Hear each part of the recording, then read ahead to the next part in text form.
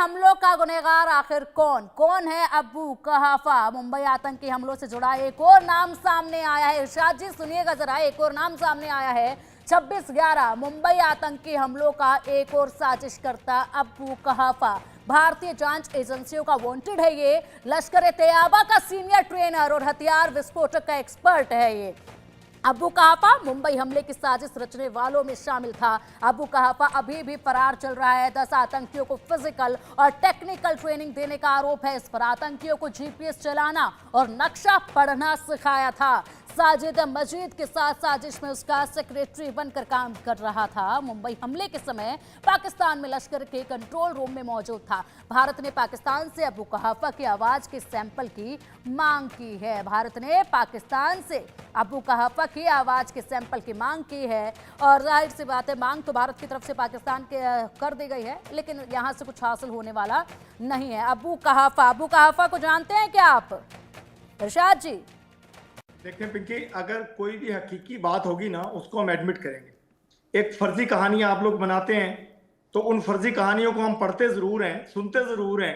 अमल जब होगा जब को हकीकत पे बयानबाजी करेंगे।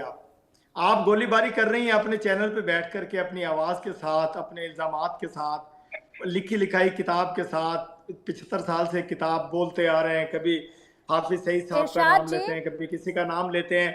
आपने हाफिज सईद साहब का नाम उनके इनाम के साथ भी पूरी दुनिया में फैलाया, लेकिन कोई सबूत नहीं था। हाफिज सईद साहब, चलिए ठीक है, मैंने आपको बहुत मौका दिया, सवालों का जवाब आप देने वाले नहीं है, ये तो मैं समझ चुकी हूँ। सिवात सर ठीक है, इरशाद जी ठीक है, इरशाद जी अब खुद को भी मत थकाइए, मुझे भी मत थकाइए। सवालों का जवाब आप देने वाले नहीं है। सिवात सर का मैं रुख करना चाहूंगी। सिवात सर जवाब लेना नहीं चाहती हैं आप? क्या देना ही नहीं चाहते हैं जवाब? मैं तो इतनी देर से कोशिश कर रही हूँ, आप जवाब दे ही कह रहे हैं। आप छोड़ डाल रही हैं। चलिए आप जवाब देने के आवाज भी मेरी डाउन कर देती हैं। आप तेज आवाज में बोलती हैं, इतनी तेज आवाज में बोलती हैं कि जैसे मैं सरहद पे खड़ा हूं और आप मुझे गोलियां बरसा रही हैं मेरे ऊपर। मुझे तो डर लगता है। गोलियां बरसाने का काम पाकिस्तान में होता है जनाब सर, यहाँ नहीं होता है। आपके साथ शो में बैठ के मुझे लगता है किसी दिन मेरी तस्वीर लगा देगी। चलिए ठीक है सिवात सर, मुझे अब ये दहशत मुझे नहीं, मुझसे खौफजदा मत होइए इरशाद जी बहुत इज्जत आपकी करती हूँ मैं, मुझसे खौफजदा बिल्कुल मत होइए। मैं कोई नुकसान आपको नहीं पहुंचा रही हूँ। पिंकी, हाँ देखो पिंकी, ऐसे है, सच्चाई ये है कि जब से ताहिर राना भारत में आया है कई चीजें हमें मालूम था, मगर अब जिस प्रकार से पूरा का पूरा पोल खुल रही है उससे पूरा एविडेंस भारत के पास आ रहा है। ये जो साजिद मजीद और मेजर इकबाल थे, ये दोनों मास्टरमाइंड थे। मेजर इकबाल एक आईएसआई के नुमाइंदे हैं और ये पोस्टेड थे लाहौर में 2007-2008 में, और ये ही एक प्रकार हैंडलिंग कर रहे थे स्पेशली इन एलएटी के जो आतंकवादी, और इनके साथ साजिद मजीद थे। और हुआ क्या कि इनकी ट्रेनिंग कराई इन्होंने 7 महीने के लिए। इनके अंदर ये जो लकवी वगैरह थे, ये सारे के सारे जो अब अबू कहाफा का नाम दिया, ये एक प्रकार एक्सप्लोसिव में ट्रेंड है। ये एक्सप्लोसिव में ट्रेंड है, इसने उसकी ट्रेनिंग दी। अब हुआ क्या कि अब ये कि सारे के सारे जो डेविड हेडले के साथ मिलके इन्होंने ये कार्रवाई की।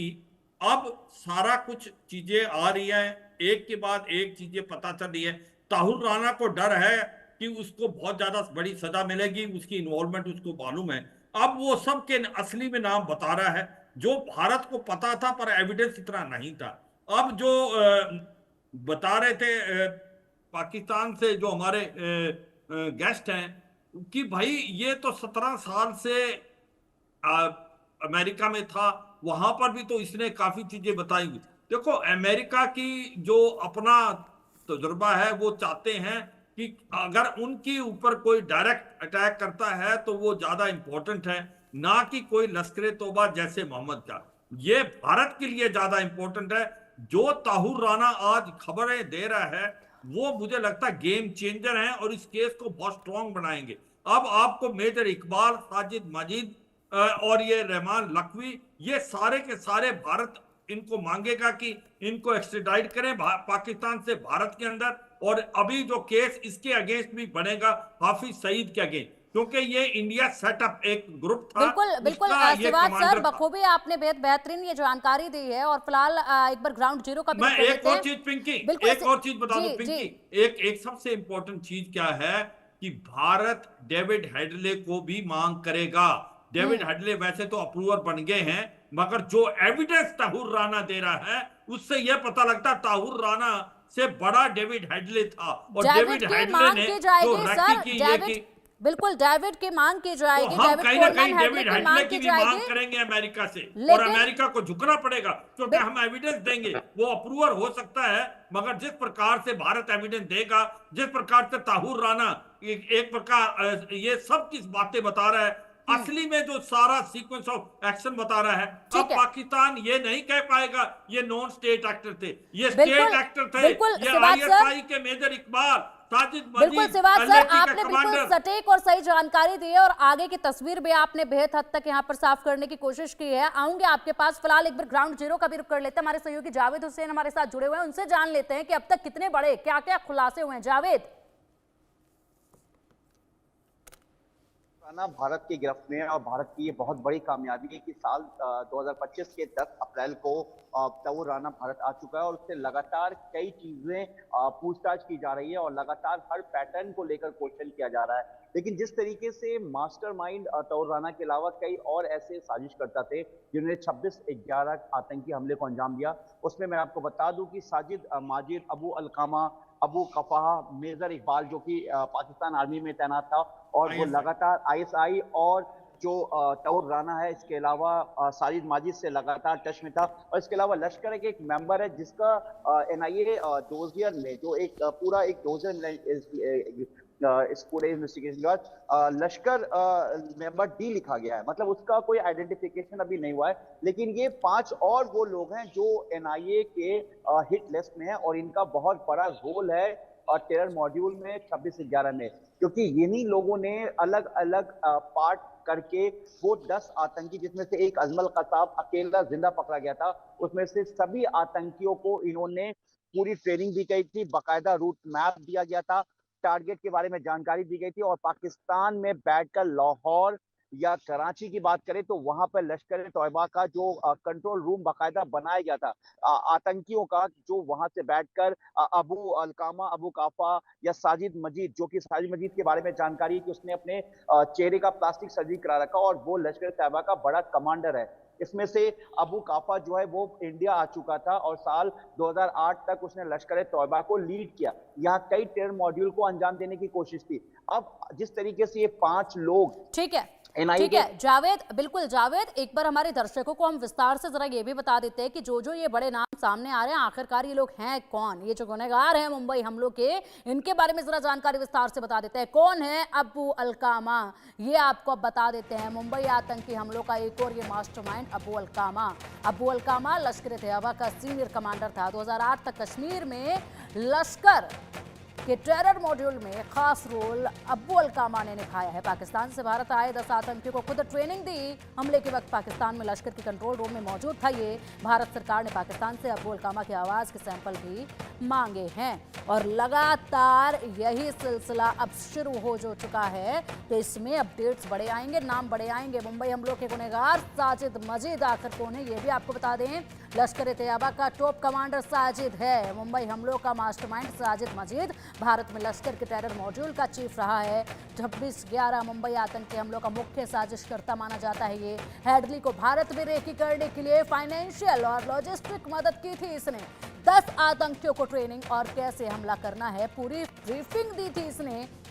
पाकिस्तान के कराची में लश्कर के कंट्रोल रूम में मौजूद था ये। भारत सरकार ने साजिद की आवाज के सैंपल की पाकिस्तान से मांग की है। NIA की केस संख्या 4/2009 में भी मुख्य आरोपी भारत के अहम स्थानों को निशाना बनाने की साजिश रची गई थी। 2009 में हेडली के साथ मिलकर डेनमार्क में आतंकी हमले की योजना बनाई गई थी। ये मुख्य चेहरे, ये मुख्य नाम है जो अब उजागर हो रहे हैं, जो अब सामने आ रहे हैं। जावेद, देखिए विस्तार से इनकी पूरी कुंडली तो अब निकल कर आ चुकी है। पाकिस्तान से वो सैंपल मांगे जा रहे हैं, अब वहां से वो सैंपल दिए जाएंगे या नहीं, बिल्कुल भी साफ तौर पर दिए तो नहीं जाएंगे क्योंकि पहले से ही यहाँ पर पल्ला झाड़ रहे पाकिस्तान की सरकार। तो जावेद, पाकिस्तान पहले भी मना कर चुका, नकार चुका, लेकिन पाकिस्तान की जो नापाक जो साजिश टेरर मॉड्यूल था वो एक बार फिर से खुलासा हो गया है। देखिए, एनआईए के टॉप सूत्रों के हवाले से जिस तरीके से 26 से 11 आतंकी हमले के बाद से एक पूरा इस मॉड्यूल को लेकर इन्वेस्टिगेशन किया गया और जो एनआईए ने करीब 16 साल तक, तकरीबन माफ कीजिएगा 15 साल तक, साल 2009 के बाद से एनआईए का गठन हुआ था और उसके बाद मामला दर्ज किया गया था। मामला दर्ज करने के बाद एनआईए लगातार इस 26-11 आतंकी हमले के जो मास्टरमाइंड है उन तक पहुंचना चाह रही थी और 16 साल बाद एक लंबी कामयाबी मिली है जो एनआईए को। लेकिन देखिए, अबू काफा जो कि साजिद मजीद जो इसका मास्टरमाइंड है 26 से 11 का, जो पाकिस्तान में बेस है, वो बेहद करीबी है। बता दें कि जो अबू काफा है ये सीनियर लेफ्टिनेंट जो लश्कर तौबा उसका कमांडर है और ये बहुत एक्सपर्ट माना जाता है एक्सप्लोजिव और आर्म्स ट्रेनिंग देने में। इसके अलावा इसने फिजिकली जो है प्रोवाइड कराया था लॉजिस्टिक, आर्म्स, एम्युनिशन और एक्सप्लोजिव, जो कि भारत में आकर आतंकी हमले को अंजाम देना था। इसके साथ ही मैं आपको बता दूं कि इसने ट्रेनिंग भी दी थी बाकायदा। जो इस पर आरोप है, ये पाकिस्तान के कंट्रोल रूम में बैठकर वहां पर पूरी तरीके से इस आतंकी हमले को ऑपरेट कर रहा था, यहां तक कि निर्देश दे रहा था, जो एजेंसी के टॉप सूत्रों के पूरे इन्वेस्टिगेशन से खुलासा हुआ है। भारत सरकार ने उस वक्त भी इसका ऑडियो सैंपल मांगा था पहचान मैच कराने के लिए, लेकिन अब जिस तरीके से तौर राना गिरफ्त में है, एनआईए ने गिरफ्तार कर लिया है और उसके वॉइस सैंपल की भी जानकारी थी कि उसके वॉइस सैंपल की भी जो भारत में जो सेंटर फॉरेंसिक साइंस लेबोरेटरीज है वो इसका जांच करेगा, जिससे कि जो तमाम जो बातें हुई थी उस वक्त, जो भारत के पास एजेंसी के पास 231 कॉल रिकॉर्ड है जिसमें अब तौर राना और बाकी जो आतंकी उनके बीच जिस तरह से बात हुई। इसके अलावा मैं आपको बता दूं साजिद माजिद है और इसके अलावा आपको बता दूं कि जो बिल्कुल जावेद, पूरी कुंडली अब हाथ लग चुकी है, इनकी तस्वीरें अब सामने हैं और अब पाकिस्तान जो है वो पूरी तरीके से घिर चुका है। भले ही कितना भी वो पल्ला झाड़े इन लोगों से, लेकिन वो इनसे पीछा छुड़ा नहीं पाएगा। दीपक सर, क्या कहेंगे आप, जो ये पूरी कुंडली सामने आ चुकी है? पाकिस्तान ने तो शुरुआत में पल्ला झाड़ने की कोशिश करी, लेकिन ये कुंडली खुद यहाँ पर अब तस्वीर के जरिए सामने आ चुकी है। सबसे पहले मैम वो तो चले गए जो आपके विशेष मेहमान थे। वो फंसने लगे तो अक्सर ऐसे ही करते हैं, जब फंसने लगते हैं, जवाब उनके पास नहीं होता तो वो भाग खड़े होते हैं बीच चर्चा से। मैं सिर्फ इतना कहना चाहता था कि आपके बारे में जो वो कह रहा था, you are one of our best anchors बेटा। मैं उनको बताना चाहता था कि you don't behave like this with our daughters. ये इन कमीनों को मेरा ख्याल तमीज नहीं सिखाई जाती है। एनीवे, मेरे पास एक संदेश आया हुआ है from a friend in Israel. वो शायद आपका प्रोग्राम देख रहे हैं या उन्होंने जिक्र किया जो हमने इस आदमी को गिरफ्तार किया है। And he has said something, if you don't mind, मैं पढ़ के सुना दूं आपको। मैं तर्जुमा करता हूँ, हिब्रू में है, मैं हिंदी में बता देता हूँ। उन्होंने लिखा है कि मिस्टर एम्बेसडर, अब हमारी तरह आप ना भूलते हैं ना माफ करते हैं। और दूसरा उन्होंने लिखा है कि इनका सुझाव है, मेरे इजरायली एम्बेसडर फ्रेंड का, मेरा ये सुझाव है कि आप ये पुरपुर राना जो भी इसका नाम है, इससे कहें कि जिस भी भगवान से मैं ये विश्वास करता है उससे माफी मांगे, क्योंकि ये धरती इसको माफ नहीं करेगी। इससे ज्यादा मैं क्या कह सकता हूँ। मैं वेरी पावरफुल स्टेटमेंट इन्होंने दी है। तो मेरा मानना है मैम कि ये लोग सोचते थे कि हम चले जाएंगे। वो कह रहे थे 17 साल हो गए, अरे 700 साल हो जाए। पीएम साहब ने क्या बोला था मैम, पाताल में भी छुपोगे तो हम खोज निकालेंगे। पाताल से ही इसको देखे आए हैं। पहली बार तो इसको एक्विट कर दिया था अमेरिका में, कहने लगे कि इसको पकड़ा था जो आपने बताया कोपेनहेगन केस में, लेकिन हमने कोई एविडेंस सही नहीं दिया होगा तो उन्होंने एक्विट कर दिया। बाद में जब एनआईए ने शुरू किया, इन्होंने हमें दे दिया। अब उनको इतना गुस्सा आ रहा है, खैरात में दे दिया। क्या लोग हैं ये। बिल्कुल दीपक सर, बिल्कुल वाकई में। और अब ये बर्दाश्त जो है वो पाकिस्तान कर नहीं पा रहा है। जिस तरीके से उनके तमाम मंसूबे तो यहाँ पर साफ हो गए हैं, सबूत भी हाथ लग गए हैं, तो तिलमिला रहे हैं।